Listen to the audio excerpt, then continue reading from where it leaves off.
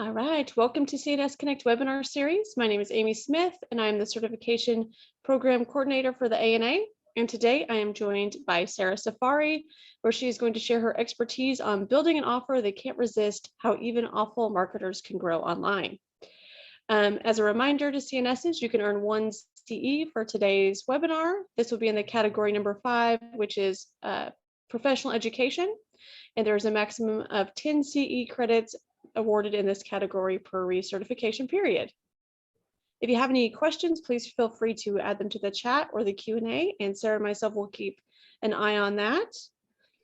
So welcome back, Sarah. Sarah joined us last month, so this is her second webinar in a 6-webinar series. Sarah is a fitness entrepreneur, a business coach, and health scientist that has helped over 5,000 professional men and women get their life and health back by executing the novel blueprint created at her first business, the 3-step framework to optimal health and confidence. Following her success across consumer clients, Sarah co-founded CE Owned in 2019 with the mission to help online coaches grow and scale their business using the framework she used to grow and scale her own business. As an international CEO, Sarah has traveled across the country while managing hundreds of clients and a team of 12 abroad. In her easy to understand and compassionate style, she uses neuroscience principles to remove mental barriers and increase business results for her students and clients. Her techniques can be applied to any individual of any background in any location, and she is ready to share her expertise with us today. Thanks, Sarah. Awesome. Thanks for having me. We'll kind of dive right in. Before we do, for anyone who wasn't on the first one, I'll just give you guys like a 2-second spiel on background and why you should probably even listen to me. So when I first started, I was a personal trainer working in the gym. I was working for one of the corporate gyms, Anytime Fitness at the time. I wanted to go 100% online, but I had no clue how to do it. And so I ended up hiring a coach and dropping out of school and leaving my parents' house and opening a gym in Vancouver, Canada, literally all at the same time. And then when I did that, Facebook ads at the time were incredibly cheap. I did really well. I was bringing in a lot of cash for the first time ever during $20,000, $30,000, $40,000 months. But I had what I call golden handcuffs. So I was kind of like in this discrepancy between I was bringing all this money and I had no time and I felt like completely burnt out. And so I ended up shutting down that gym and selling all the equipment, going online, and for 2 years struggling online because I was trying to apply the principles of in person, online, which anyone who's done that knows that they don't work and they're completely different principles. And if you try to apply one to the other, you are going to miserably fail. And so I did that until eventually I figured out, here are the strategies that work for online. And then I started growing that way and then started having a lot of colleagues kind of ask me like, hey, how am I doing this? How are you able to kind of generate these kind of clients online as well? And then that's kind of where CEO was born. So I want to dive into arguably one of the most important topics. I mean, they're all important in their own way, but I think so often marketers at least will say, the marketing aspect is so incredibly important that they'll focus so much on that. And then they'll remove from the actual offer, which is quadratic, which is getting people to come in 2s and 4s and 8s and 12s. And so that's what I really want to dive into today. So I'm going to share a screen with you guys. Awesome. Just give me a 1 in the chat box if you can see my screen. Just give me a 1 in the chat box if you can see my screen. Getting a ton of 1s. Awesome. Perfect, guys. We're going to dive right in. So building an offer they can't resist, how even awful marketers can grow online. So I'm going to dive into this as much detail as I can. If you guys ever get to a point where you're like, I have no, I'm struggling with this concept, just message in the chat box and I'll be happy to answer that. And I'll be engaging with you guys a lot. So we're going to be getting a lot of engagement in the chat box. So stay clear of that. Okay. So I can promise you this is either going to be the best presentation on growing your business you've ever seen, the worst one, or somewhere in between. So there's no ice cream without the chunk. So anyone who knows me knows that I'm like a big, chunky ice cream kind of person. Like I don't have my ice cream vanilla or like literally just with whatever it has. It needs toppings or cookie dough or that kind of stuff. And so I apply that to the offer in and of itself, in that there's no marketing without a juicy offer. So you can have the best marketing in the entire world, but if you don't have a really good offer, one that people can't resist, literally to the point where they feel stupid if they say no, that's when you kind of struggle. And so you want to get to the point where your offer is that good. And so this is where we kind of get into the value equation, right? And I'll dive into it, but I'm going to spell out the equation, then we're going to give some examples so it makes sense. So bear with me while I go through this, okay? So the first one is your dream outcome times the perceived likelihood of achievement. And that's divided by the time delay and effort, times the effort and sacrifice. So what does that all even mean, okay? So the dream outcome is what will I get? So the result, right? So what will I get? Will I look better? Will I feel better? Will I have more energy? Like, what is the number one thing they want, and how are they going to get that dream outcome? Okay. Number two is the perceived likelihood of achievement. How will I know this is going to happen? Right? So how do I know 100% that if I hire you, what you're saying is going to happen is actually going to happen? Okay, and then that's divided by time delay. How long is it going to take me? Is it going to take a month? Is it going to take 6 months? It's going to be instant as soon as I pay you. How long will it take? And then the last one is right up here, which is effort and sacrifice, which is what is expected of me? What are the things that I have to do? What are the things that I have to give you? What is the kind of foods that I have to eat? What is the kind of workouts I have to do in order to get the result that you say I'm going to get, the dream outcome? Okay. And so the biggest thing here, if we go to the equation, super important, is to get the bottom part of this equation as close to zero as you possibly can. And the closer you can get it to zero, the higher value your offer becomes. So I'm going to give you guys some examples.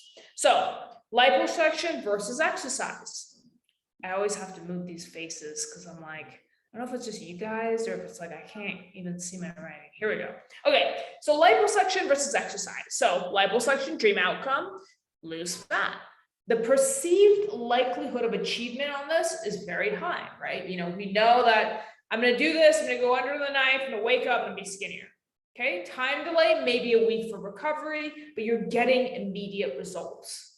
And the last one is effort and sacrifice. And the effort and sacrifice is very, very minimal here, right? So these two, time delay, effort and sacrifice, are at the bottom of the equation. So anesthesia, then you follow up, you wake up skinnier, maybe you have a couple weeks of recovery, max. It's very instant. Now, let's compare that with exercise. Dream outcome, lose fat. Same dream outcome. Perceived likelihood of achievement, well, it depends on the authority. And what I mean is that how much do they trust you? How much do they know you? How much do they like you? So how likely are they to believe that you're the person that's going to get them to the result? So it can depend. And then, but it's probable. You know, if you do the right things, you apply scientific method, you make sure you're assessing that person, they know that they're going to get the results as long as they're following the laws of thermogenesis or whatever it might be. Okay, time delay, it could be months or years, depending on what that person's ideal result is, their goal is, where they're starting out, all of that stuff. Effort and sacrifice. So these are where the two are completely different. Effort and sacrifice. Okay, so it could be soreness, it could be arriving at the gym, spending an hour at the gym, embarrassment, sweat, tears, exhaustion. If it's nutrition, it's not eating the foods that I like, feeling deprived, maybe I'm feeling hungry, maybe I have all these cravings and then I give in and I feel guilty about it, maybe I'm feeling shame, maybe I feel like I'm never going to be able to keep up with this, maybe this feels like too much of a diet, whatever it may be, right? And so this is why liposuction is a multi-billion-dollar industry. And so if I woke up and if I had a program where I said, okay, so if you join my program, you pay me $2,000 right now, and then within an instant, you look down, you have a six-pack, would that sell? Of course it would, right? It's going to sell because the result is absolutely instant. Now, that's not to say, I'm providing extreme examples to give you guys some context as to what value even is, right? People say provide value. What does value even mean, right? And so this is what it means when we're talking about it in the context of an equation.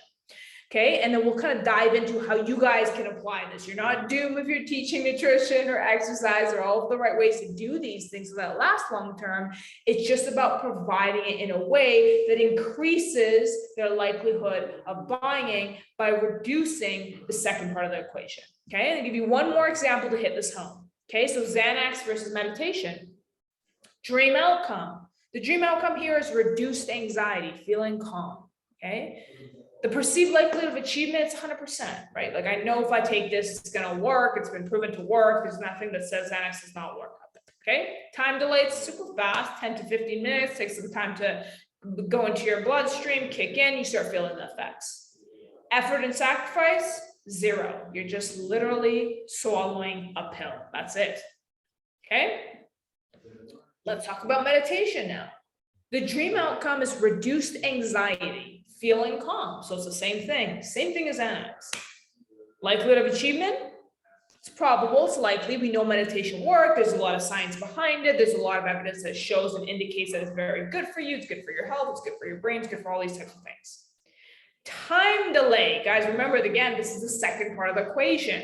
Weeks or months of everyday consistency.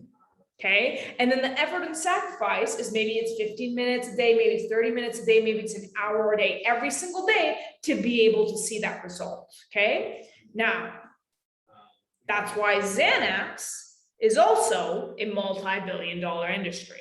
Okay, so I just want to make sure that this makes sense in terms of the value equation. So if it makes sense, drop a 2 for me inside of the chat box. If it makes sense, drop a 2. So I'm going to go into the actual equation right here with examples that we provided.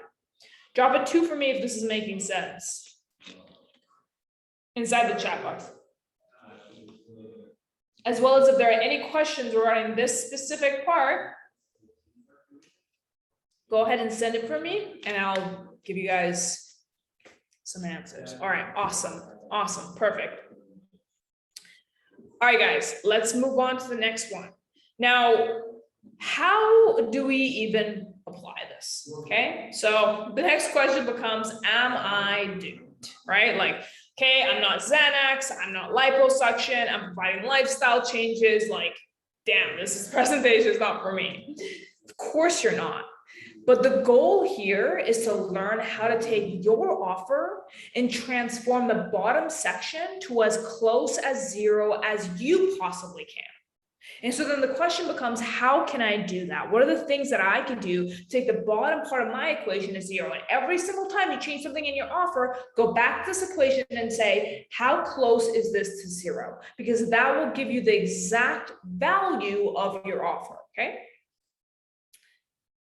All right, so there's a number of ways to do this, okay? So one is going to be via social proof, okay? And so social proof is just simple as I am going to have people who have done the thing that I'm teaching, who have gone through my program, who have gone through the things that I advise on, and they have really good things to say about it. And those things just in and of itself build authority. So just so I get an idea, how many of you, and just comment yes, have worked with clients already and have or are capable of getting social proof? So just comment yes if you've worked with clients already and you have or you're able to get social proof. Yes, okay, we've got 3 yeses. Anyone else? We've got 17 people on here. 4, okay, cool. Okay, so I'll assume a big percentage of you don't have clients yet. Okay, and a percentage of you have clients and you can get some social proof from them. So I'm going to speak to both. Okay, so for those of you who do not yet have clients, that's perfectly okay. Here's what you do. You say, hey, I'm looking for 5 people who I'm going to take on at a reduced rate. So my offer is typically $2,000 for 90 days, $3,000, whatever it might be. High ticket offers is another thing that we're going to chat on, but it's going to be this long for this period of time. And then providing a 60% or 70% reduced rate of this offer in exchange for you guys to be my beta clients, come into my program, go through what is going to be actually a $2,000 offer. And at the end of this, just give me a genuine review of your experience throughout the course of the program. And you provide the best, most incredible service that you possibly can. You learn what they want, you learn what to tweak, you do the things that are necessary to, one, get experience on your end, and two, provide an incredible experience to the degree that you're aware of and have knowledge of on their end, and then you get that result. This is not, and most people do this and they say, well, you know, I'm doing this and I'm going to get X% of profits. This is not about profits. This is about testing and being able to get your offer absolutely incredible, and two, get yourself to a point where you're providing some social proof. So you're hitting two birds with one stone on this one. Reason being is, one, you're going to build your own authority and confidence by now taking on some clients, being able to tweak, see what's good, see what's bad, see what they like, what they don't like. And at the same time, you're going to get social proof. And I'm going to tell you one thing that you don't want to do, and I see this a lot in some of our students, is they'll say, you know what, Sarah, like I've been spending the last 6 months building out my offer. I've been focusing on this course and all the things that I need to include and personalizing my app. And I say, you know, well, have you had any clients yet? And they say, well, not yet. I got to finish this before I take on clients. And here's how that's the biggest mistake that you can possibly make. And the reason is, now you finish that. Let's say it took you 2, 3, 4, 6 months to make, however long it may be. Now you take people into your offer and they might not even like half of the things. They might not use them and might not apply to them, might not resonate with them. So things that you think might make an incredible offer, many of them actually aren't. And so the best feedback is the feedback that's coming from the mouth of your ideal client. And so I had one time where I literally built out an entire course. I did all this kind of stuff, and I went in there and they weren't even looking at any of the stuff. And their favorite part was hopping on one-on-one calls, going through the systems, going through the process, and being held accountable. That whole thing had to get scratched because I didn't do my due diligence of testing with a few people, adding what was good, and then taking away the things that weren't. And then as a result, being able to build off of that. Okay. So that's the first thing. Okay. And so some of the other things are adding value, positioning, right? And so we'll kind of dive into that. So social proof, this is the first thing that I talk about. And so guarantees, give me, just so I have an idea, give me a yes if you're familiar with having a guarantee in your offer. Give me a yes in the chat box if you know what that looks like, providing a guarantee in your offer.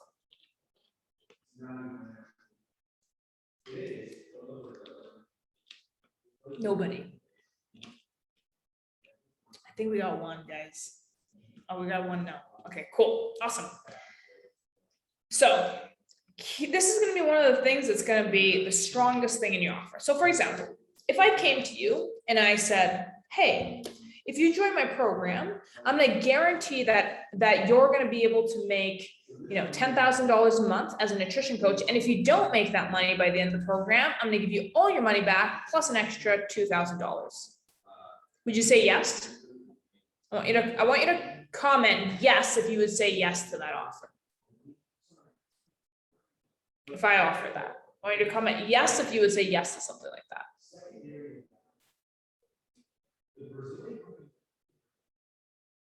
So I'm going to repeat this for anyone saying, anyone who has not yet commented. Skeptical, I like that. Why? Skeptical is because it's too good to be true. That's why, right? Who was that who said that? Linda. Yeah, because it's too good to be true. Too good to be true, exactly. But let's say too good to be true, exactly. But let's say that's all guaranteed, it's contracted out, you see it all the legal paperwork, all that kind of stuff. My whole point is I'm going a little bit on one extreme side to kind of hit the point home that if the offer is absolutely incredible to the point where people literally feel dumb if they said no to something like that, how can I get my offer that good or close to that good? And how can I do that in a way that's good for my business and also good for them? So guarantees becomes a part of that. So you offer a money back guarantee, you offer results back guarantee, or you offer both. And so here's where some of the coaches will freak out and they'll say, well, you know what, like I can't offer a money back guarantee. Like the typical offer is, here's my program, it's this many days, and you know, if you do the things, you're gonna get the result. And if you don't, well, I'm gonna keep your money. Or we can say, here are the things that you need to do to get the result. And as long as you do them, you will 100% get the result. The only way you won't get the result is if you don't do the things that are going to get you the result. And under which case you won't get the result and I won't give you your money back. But when you offer a money back guarantee, essentially you're saying, hey, here's the program, do these things and you're going to get the result. You're providing peace on their end by saying, hey, you know, I know this works. You just have to do the work. You just have to show up. And you're saying, as long as you do that, you're going to get the results. You can put that very simply in a contract that out. You got to show up to this accountability call. You got to follow your nutrition plan or your workout plan, whatever it is that they're saying. You got to make sure that you post these pictures. You got to do this. As long as you do this, if you do this for 90 days, you don't get the result, I'm going to give you your money back. First of all, if they do absolutely everything that you say and they don't get the result, you should give them their money back. Right? Because the whole point of your program is for it to work. And if it doesn't work, then that person, you as the owner of that company, needs to be held responsible for that, hold yourself responsible. Two, chances are, here's what happens, and I've done a lot of this. Even when people don't get the result because they didn't do the work or anything like that, what ends up happening is people fall in love with the community. They fall in love with the connection. They fall in love with the culture. And that's something that we'll go into deeper in some of the following slides. But the reason why people sign on is not the same reason why people stay. And so if you can reduce the barrier to entry, the barrier to staying within the program is substantially reduced for as long as the things that are necessary for someone to want to stay long-term are there. Okay? Does that make sense, guys? Comment yes if that makes sense. And if there's any questions on this, I'll answer as well. So just comment yes if that makes sense. If not, I'll go into further detail.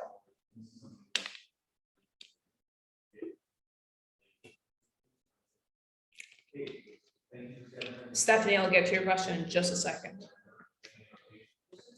So Stephanie says, do you have to be careful on the result you're promising? What do you mean by that, Stephanie? Are you able to unmute yourself? I don't know, Amy, if they're able to unmute. Yeah, I can unmute her. I think.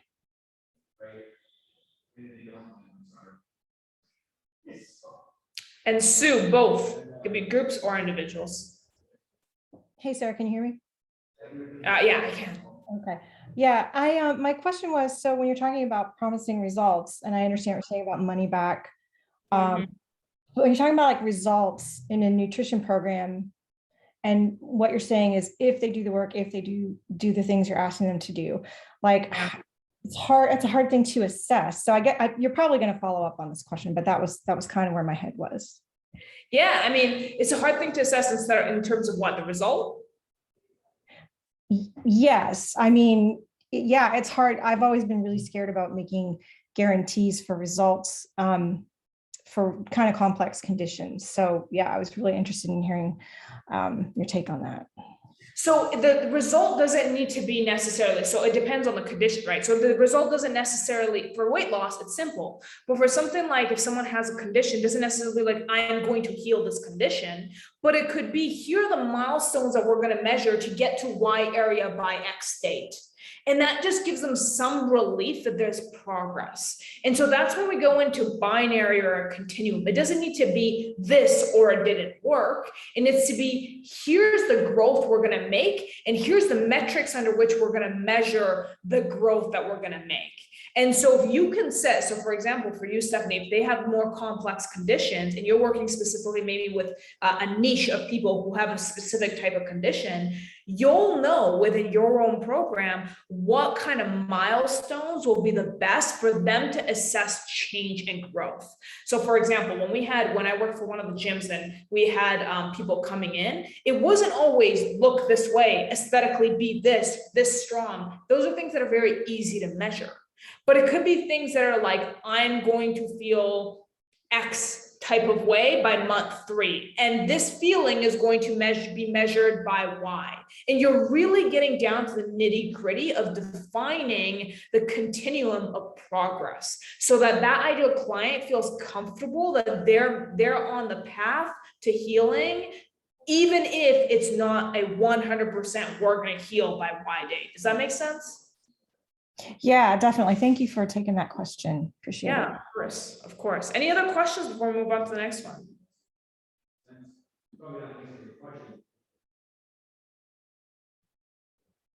There's so many confounders with health and dietary interventions. Yes, absolutely. Absolutely. And that's why it's kind of like the same thing that we were chatting with Stephanie, is like making sure that you're defining what those things are. And instead of dealing with them as binaries, this or this, you're going to get to the result or your money back. You can deal with it on a continuum of here's the milestones we're going to set. Here's how we're going to define these milestones. And here's how we're going to measure progress based off of these milestones specifically on my program and the niche of people that I'm working with. Okay. All right, let's move on to the next one. So value adds. And that's very simple, guys. It's just, I'm going to give you this. And with this, I'm going to include XYZ recipe guide and this type of exercise and lifetime access to our community and lifetime access to the portal and, XYZ guide, that kind of a thing. And so those are the things. Sorry, I'm just trying to mute everyone. And so those are the things that you want to make sure that you're kind of like adding as value. And before we move on to this slide, this is the next one, is you want to keep in mind one thing, guys, and it's keeping in mind what most people do is they'll set a price for what their program is, and the value of the program is either equal to or slightly below the price. And what you want to do is, or they'll just decrease their price and start attracting people who probably won't do the work. And I can tell you from experience, and at this point working with thousands of coaches, that the lower price your offer is, the harder the type of customer that you're dealing with. The more they're going to demand, the more things they want, the less results they get because they're not doing the work and all of that stuff. And I've dealt with a spectrum anywhere from $50 clients to $12,000 clients. And it's a completely different spectrum, the type of person that you get in terms of doing the work, showing up, all that kind of stuff.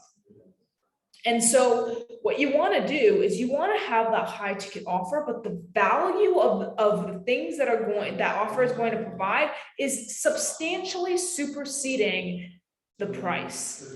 And that's when you have an incredible offer. And it substantially superseding happens when you apply the principles that we just talked about of the value equation. Okay. And so I'm going to dive into something with tonality. And this is something we'll dive into more when we're talking about, when we do the sales clinic or the sales webinar. But this is something important because it's related to your offer. Okay. And that's tonality, because tonality changes everything. Tonality changes the meaning of everything that you're saying. So I could just say my name. So I could say Sarah, or I could say Sarah, I could say Sarah. And all three of those completely different things. Doesn't matter. If my boyfriend says Sarah, I'm like, oh crap, what do I do? Right? But if it's Sarah, I know it's playful. Super simple. Let me give you guys another example. Love this one. I didn't say he hit his wife. I didn't say he hit his wife. I didn't say he hit his wife. I didn't say he hit his wife. I didn't say he hit his wife. I didn't say he hit his wife. I didn't say he hit his wife. And so before I move on, just comment yes if you heard the difference in meaning in the exact same sentence that I just said like 7 times. Comment yes if you heard the difference in what I just said in the exact same sentence. We're getting some yeses. And it's interesting because it's the same words and it's the change of emphasis on one word in the exact same sentence. And it just goes to say how we say something, in what tone makes a substantial difference in the meaning that we're trying to get across. And I won't go into this in too much detail because I really want to dive deep into the sales stuff when we hit the sales clinic, but it's something to keep in mind. That part of being able to position and present your offer that's a make or break is how you speak to the prospect and the tone that you're using when you're having that conversation, okay? All right, next thing that we're gonna dive into here, guys, is the backbone of your business, okay? And the backbone of your business is your LTV. Does anyone know what LTV is? Say, just say yes if you know what an LTV is. I'll wait like 5 more seconds just to see if anyone's familiar with that. Okay, so LTV is the lifetime value of your customer, okay? So lifetime value of your customer is, I bring in a client, it's a 90-day program, they do that 90-day program and then they leave. The lifetime value of your customer, let's say your program is $2,000, is $2,000. That's it, because they don't ascend, they don't re-sign, they don't do anything else, that's it. So 90 days, their lifetime value is 3 months, $2,000. Now, what most entrepreneurs or people who are trying to grow their business pay the most attention to is acquisition. How do I bring in more clients? How do I market myself better? How can I even, I'm sure we focus on offer as well because we're more so coaches. We have like the coaching hat on, the nutritionist hat on, dietitian hat on. And so the biggest thing here becomes, and here's some example, the average lifetime value of a Starbucks customer, I just realized that this is incorrect. It says 8 years. It's supposed to say $8,000. And so that comes from buying a $5 coffee, right? So how many times do you have to buy a $5 coffee to be worth $8,000 of one client, one customer buying an incredibly low ticket product is $8,000? Right? And the average for entrepreneurs that are doing, fitness, nutrition, dietetics, all that stuff is between 3 to 9 months and $2,000 to $3,000. And the issue with that is because we're focusing so much on bringing in more clients that we forget to build such an incredible offer that gets people to stay. And what gets people to come in is not the same, as I said earlier, and we're going to dive into that, as the same thing that gets them to stay. And as you guys get to know me, you'll notice that I like to give a lot of relationship examples just because I think they relate and I think that they're fun and the analogies are they're just spot on. So people come for the result, but they stay for the relationship. And that's something that I was trying to explain earlier, in that it's very similar to relationships. So if you're attracted to a guy or a girl and you go up to that person, it's typically initially there's some level of attraction there. So the reason why you approach them is because of their level of attractiveness to you. The reason why you probably end up in a relationship and stay with them is because of their intellect and their charm and same life values and deep conversations and being able to have X, Y, Z in the relationship and things that you find important. So the reason why you approach that person as a potential partner is completely different than the reason why you choose to stay in the relationship and build a relationship in the first place. So I want you to remember that every time you think about LTV. The reason why people buy is completely unrelated to the reason why the customer stays, okay? I want you guys to just let me know, yes, if that resonates. And we'll go into why they stay and why they buy as well, I promise. So comment yes if that resonates.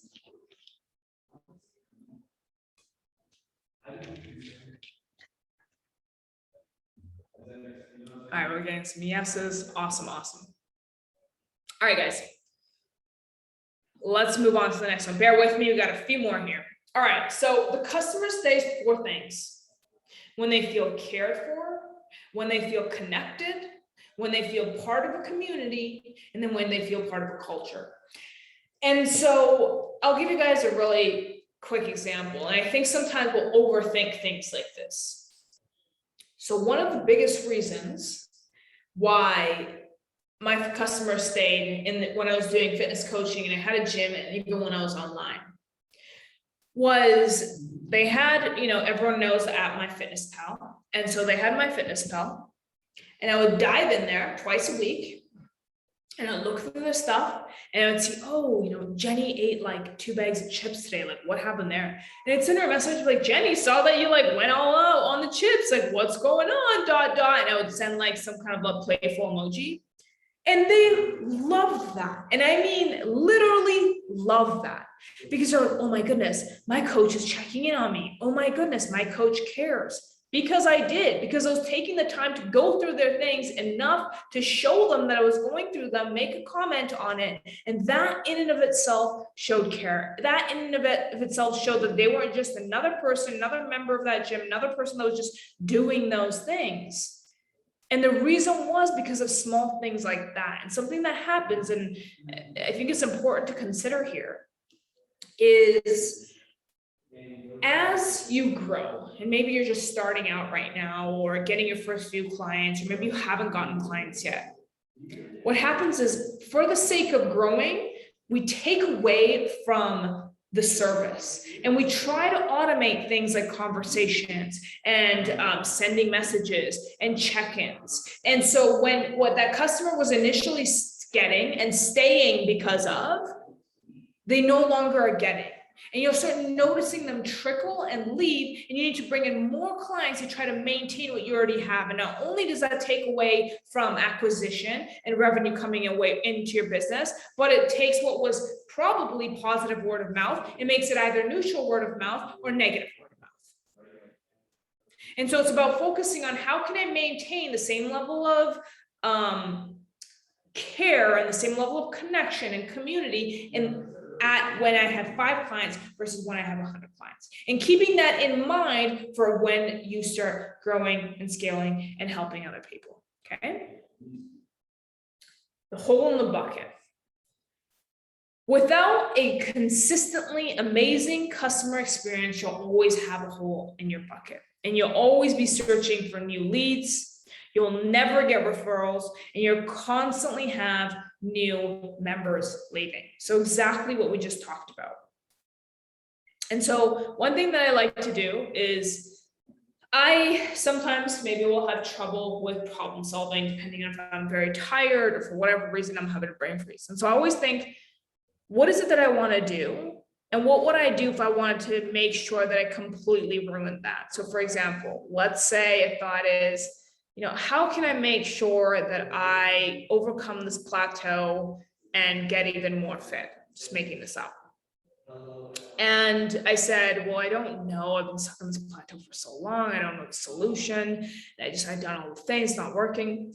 And then I said, okay, cool. So if I really didn't want to overcome the plateau, what would I do? Okay, so I would eat lots of really bad food. I would make sure that I'm hanging around people who don't have the same lifestyle as me. I would make sure I never do a workout again. I would never walk in my life again. I would make sure I have extreme high levels of stress 24/7. I wouldn't get any sleep. I wouldn't go to the doctor when I need the help or support. Okay, what is the opposite? What are the opposite of that? And how can I do the opposite of what's not going to get me to that goal? And a lot of times, because we're very good at thinking of all the worst case scenarios, it's a lot easier of a strategy to be able to use that and reverse it and say, what are the things that I can't do? And so applying that to this is, how can I never get a referral again? Okay. And the best way to never get a referral again is to provide good, average, or below average service. Okay. The truth is, in this day and age, you will not get a referral for anything less than spectacular, for anything less than excellent. And so if you're not getting referrals, or you haven't already, or you haven't started this, and this is going to be one of the biggest and most powerful ways, and some of the biggest companies in the world work off affiliates, partnerships, and referrals. So it's one of like the 2 lead generation sources.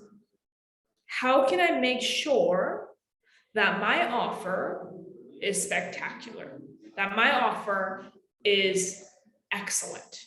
Okay. And so that comes with a combination of the things that we talked about.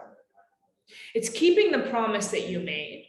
It's making sure that they're feeling cared for.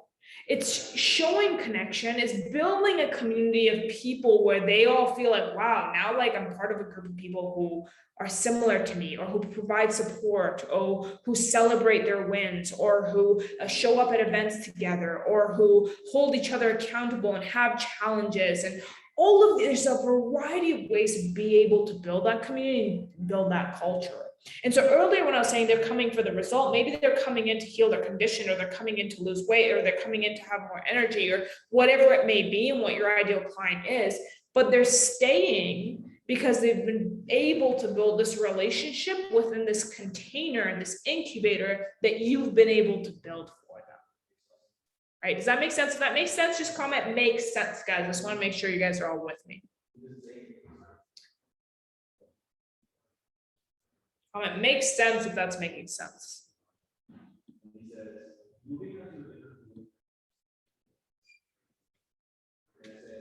All right, okay, so yes. Hopefully this is helpful, guys. Some light bulbs going on. All right, and we'll move on to the last couple here. And here's how to get consistent referrals. Okay, great testimonials. So this is something that we talked about. So show them how inspiring their story will be to others. A lot of people are more than willing, especially if they've had an incredible experience, to give you a testimonial, whether that's a selfie style testimonial, or that's a written one, or whether that's you interviewing them and asking like really basic questions, like what was your life like before? How was your experience during the program? What are your results now? What would you say to someone who's on edge about joining? Those are the 4 questions that we ask every single person who has gone through our program at CNS. Very, very simple. Keep it simplistic. Make sure you get tons of those. Change up the variety. Get them to do some selfie ones, all of that stuff. Okay. Second one is what we talked about. Don't automate the human touch. It never works. As we scale, we try to automate, and it's not a good idea because nothing will ever be the same as a person speaking to another person, checking in on them. That's what shows care. No one cares how much you know until they know how much you care. And they know how much you care when you do things as simple as the fitness pal example I gave you, or just sending someone a text message and seeing how they're doing. Or if they're not showing up to a call, checking in on them. These are the things that show care, right? And the last one is it's just a way of showing, hey, like it's someone who doesn't like getting something in the mail. That's a goodie or a present. Right? Giving them swag, giving them gear, celebrating their milestones, making sure you're writing out every client birthday, sending out a personal handwritten card on their birthday. These are things that they're small things that a lot of people oversee that make the biggest difference in LTV, lifetime value, retention, making sure that client stays, ascends into your program. Okay. The money is always in the back end. If you can't cover the whole, the business is in trouble. And so the reason why I say that is, in some of the other webinars, we're going to talk about marketing, we're going to talk about sales, and we already did that a little bit in the first one. And for those of you who missed it, maybe you can watch the replay. But if and this is just to hit it home, if your offer is incredible, you need very little marketing to hit it home.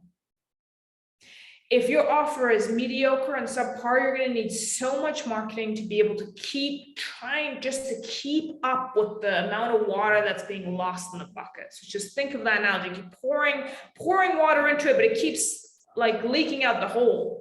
Versus I have people coming in and I'm maintaining the clients that I already have. If you're maintaining the clients you already have, what ends up happening is you start getting the quadratic result of one person refers 2, 2 refers 4, 4 refers 8, and it goes on that way. And so no other lead generation system is quadratic in that way.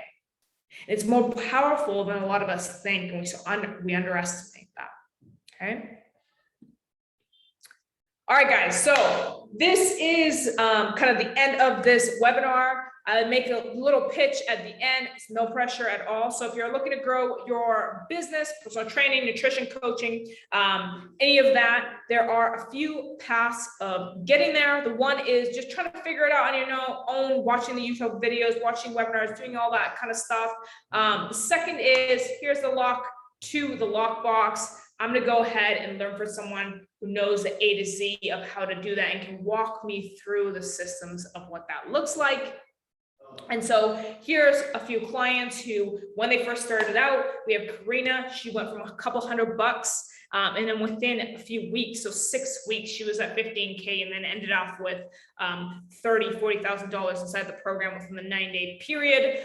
We have $7,000 weeks. We have $8,000 months. And so it's about doing the things that are going to get you the immediate wins, but at the same time are going to help you grow and scale in the long term as well. And it's probably the same thing that you say to a lot of your clients. And that's just that, can you get the quick wins? Absolutely. Is that going to be exciting? 100%. But the biggest thing is, how can I build something that's very sustainable in the long term? It's going to get me those results, going to get me excited, but at the same time, I'm able to do the things and build the foundations of what's necessary to be able to have an incredible service that I'm deeply proud of, that I can maintain and keep growing because it's incredible. And one thing that I can tell you guys just from experience is, the service industry will tell you if your offer is good or bad, because if your offer isn't good, you're probably going to go out of business very quick. And so the market will always tell you. Okay, so what I'm going to do for anyone who's ready, who's curious, who's kind of on that like kind of cusp of wanting to grow their business, I'm just going to put in the call link here as well for you guys, and let me know if you guys got it. So if it shows, sometimes I sent it to panelists and attendees. I think I'm sending it to the right one. All right, let's see if this works. Amy, let me know if that worked for everyone. Yeah, should be good. Okay, awesome. Awesome, guys. And then before we hop off, is there any questions? Anything that we talked about today that you're like stumped or you don't understand, or Sarah's speaking a bunch of BS and none of this makes sense? You guys can either unmute yourself or write me in the chat box, and I can help you with that.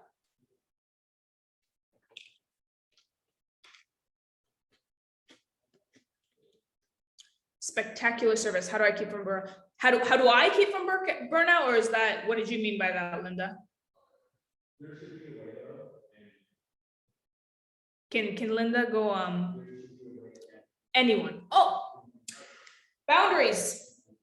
Boundaries, one word, right? So I can give you a very quick story. When I first started, I was burning out all the time. Like I said, I was working 16-hour days. The only thing that I wanted to do was focus on the growth of the business.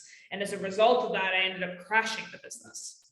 So I think after studying a lot of very successful people and people who do really well in their business, a lot of the success comes from boundaries, knowing when to stop, knowing when to recharge, knowing what excites you and what drives you and what drains you, and the things that drain you that maybe you have to do right now until you hire out.